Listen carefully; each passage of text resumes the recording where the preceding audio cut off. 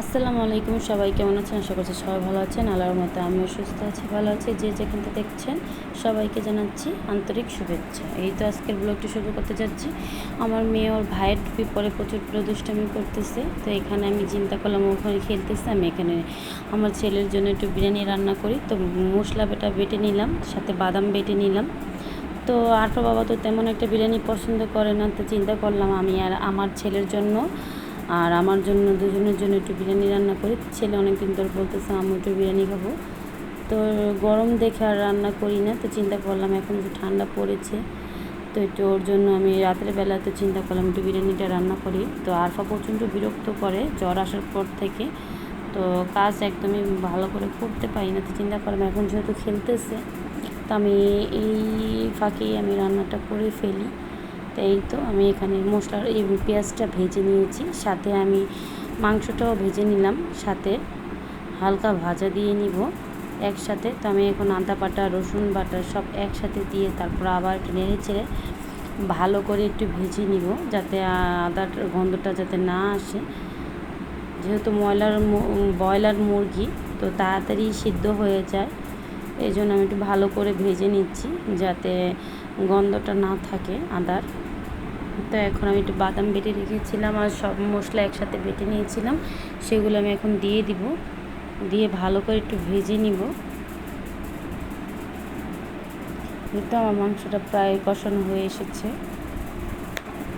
তো আমি এখানে এখন একটু পানি অ্যাড করে দিব।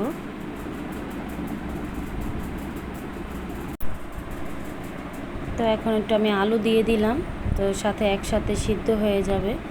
তো একটু কাঁচামরিচ দিয়ে দিব, তো একসাথে ভালো করে দিয়ে নেড়ে চেড়ে নিব।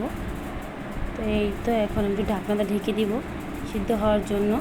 সামান্য পরিমাণ আমি একটু গোলমরিচের গুঁড়া দিলাম, আপনারা চাইলে দিতে পারেন, না চাইলে আপনারা নাও দিতে পারেন, সমস্যা নেই কোনো। এই তো ভালো জোরে কষে হয়ে আসছে ভালো করে। তো এখন একটু আমি টমেটোর সস দিয়ে দিব, তো টমেটোর সসটাও শেষ হয়ে এসেছে।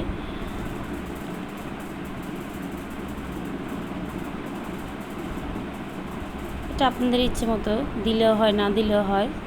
সামান্য পরিমাণ আমি একটু চিনি দিয়ে দিলাম, বিরিয়ানিতে সামান্য একটু চিনি না দিলে ভালো লাগে না। এই তো মশলাটা কষানো হয়ে এসেছে।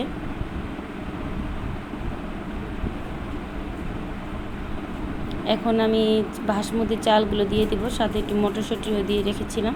আমি এটা 10-15 মিনিট আমি এটা একটু ভিজিয়ে রেখেছিলাম, যাতে চালটা দেখতে সুন্দর লাগে। তো আমার পোলার চালের থেকে বেশি আমার বাসমতি চালের বিরিয়ানিটা একটু বেশি পছন্দ, আমার ছেলেরও পছন্দ। তো আমি প্রচুর পছন্দ করি খেতে।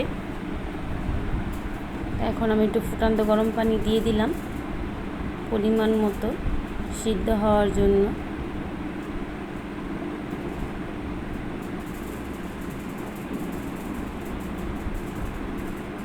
এই তো বলক এসে গেছে। এখন আমি সামান্য পরিমাণে একটু ভিনেগার দিয়ে দিলাম আর দিব কেওড়া জল।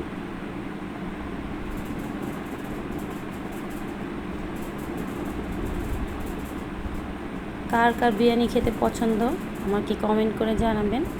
তো আমার তো বিরিয়ানি খুব পছন্দ। তো আমি এখন একটু গুঁড়ো দুধ দিয়ে দিব। সবাই আমার চ্যানেলটিকে একটু সাবস্ক্রাইব করবেন, লাইক করবেন, কমেন্ট করবেন, শেয়ার করবেন। আমার এই ছোট্ট পেজটিকে আপনাদের কাছে একটাই অনুরোধ, সবাই একটু কমেন্ট করবেন, শেয়ার করবেন, লাইক দিবেন। আর অবশ্যই সাবস্ক্রাইব করতে ভুলবেন না। এই তো আমার বিরিয়ানিটা প্রায় হয়ে এসেছে। এখন আমি একটু কিশমিচি দিয়ে দিব।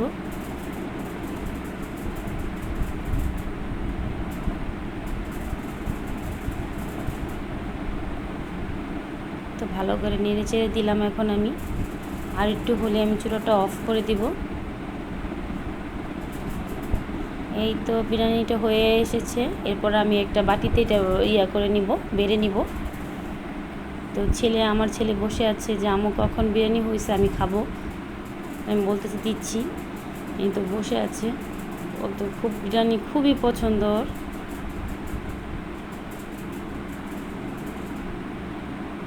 এদিকে আমার মেয়েটা পরের দিন সকালবেলা ওকে নাস্তা খাই আমি বসেছি, টিভি দেখতেছিল আর দুষ্টামি করতেছিল। তো আমি রাতে তো বিরিয়ানি রান্না করেছিলাম, তো সকালবেলা আর বাবা বলতেছে যে আজকে আর মাছ খাবো না, ডিম রান্না করো। তো এখন আমি ডিম রান্না তো আমি পেঁয়াজটা ভেজে নিলাম, ভালো করে ভেজে নিব আমি একটু। তো গ্যাসটা দুপুরবেলা একটু কমে যায়, রান্না করতে একটু দেরি হয়ে যায়। তো আমি এটা এখন হলুদ গুঁড়া, মরিচের গুঁড়া, ধনিয়ার গুঁড়া দিয়ে আমি এটাকে কষিয়ে নিব। প্রতিদিনই চিন্তা করি আজকে কী রান্না করবো, আজকে কী রান্না করবো। সবসময় মাছ মাংস খেতে ভালো লাগে না, মাঝে মধ্যে একটু ভর্তা ডাল রান্না করি। তো আজকে চিন্তা করলাম একটু ডিম রান্না করি। তো আজকে ডিমটা ভুনা করিনি, আলু দিয়ে রান্না করলাম। আলুটা কষানো হয়ে এসেছে, আমি এখন টমেটোটা দিয়ে দিব।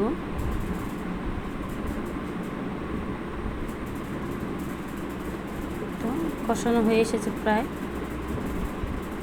এখন আমি পানি দিয়ে দিব।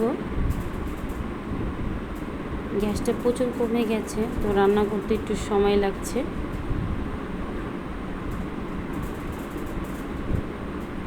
এই তো আমি ডিমগুলো দিয়ে দিয়েছি, এখন আমি একটু জিরার গুঁড়ো দিয়ে দিব।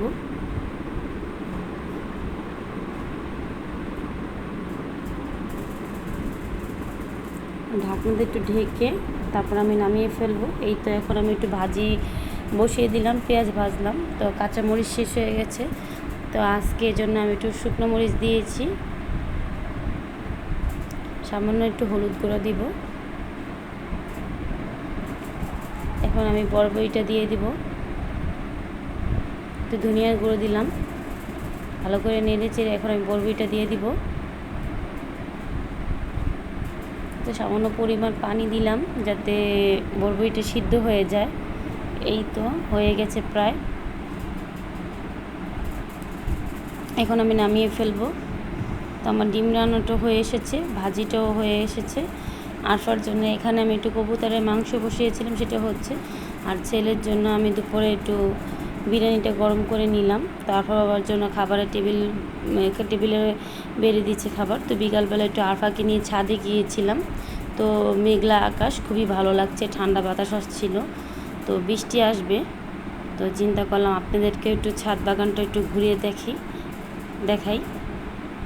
তো গাছে ফুল ফুটেছে, মাশাআল্লাহ, ফুলগুলো দেখতে যে সুন্দর লাগছে।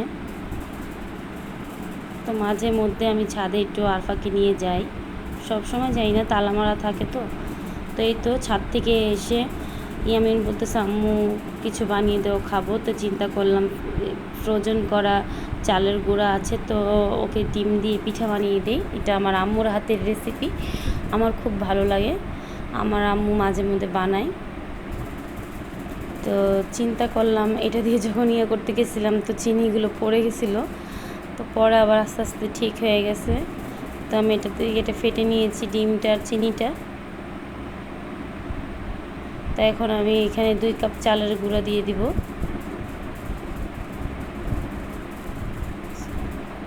তো এই তো সাথে আমি কিছু আটা দিয়েছিলাম, অল্প সামান্য। তো এই তো আমার আটাটা গোলানো হয়ে এসেছে। তো চুলায় আমি তেল বসিয়ে রেখেছিলাম। তো একটা একটা করে আমি এখন হাতে চেপে চেপে দিয়ে দিব, লম্বা লম্বা শেপে করে। আপনারাও বাসায় বানিয়ে খেতে পারেন, খুব মজার একটা রেসিপি, আমার একটা পছন্দের পিঠা এটা। তো এটা আমি আমার আম্মুর কাছে থেকে শিখেছি, সেটাই আপনাদের সাথে আজকে শেয়ার করলাম। যে খাবে একবার সে বারবার হলো এটা বানিয়ে খাবে। অবশ্যই আমার ভিডিওটা যদি আপনাদের কোথাও ভালো লেগে থাকে তো অবশ্যই লাইক কমেন্ট শেয়ার করতে অবশ্যই ভুলবেন না। তো এইভাবেই আমি বানিয়ে নিব সবগুলো পিঠা একসাথে।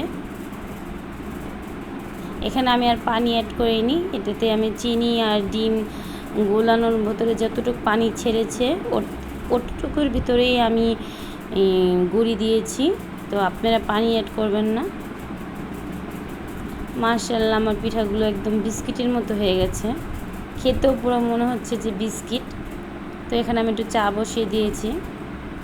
তো চা খাবো আর পিঠা খাবো সাথে। এই তো নিয়ে নিলাম সন্ধ্যার জন্য নাস্তা। সবাই ভালো থাকবেন, সুস্থ থাকবেন। আল্লাহ হাফিজ। নেক্সট ভিডিওতে দেখা হবে।